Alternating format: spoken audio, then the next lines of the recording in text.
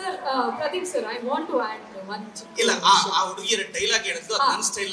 Yes sir, please. ದಾನ ಅಂದ್ರೆ ನಮಗೆ ಜಾಸ್ತಿ ಆದಾಗ ಮಾಡೋದಲ್ಲ, ಇನ್ನೊಬ್ರಿಗೆ ಬೇಕಾದಾಗ ಮಾಡೋದು ಅಂತ.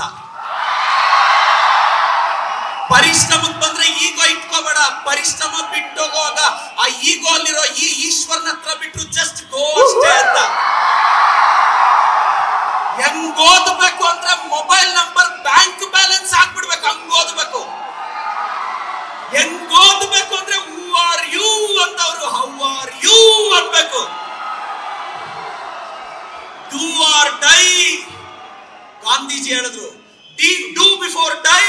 ದೊಡ್ಡವರು ಹೇಳಿದ್ರು, don't die until you do. ಇದು ನಮ್ಮ ಫಿಲಾಸಫಿ,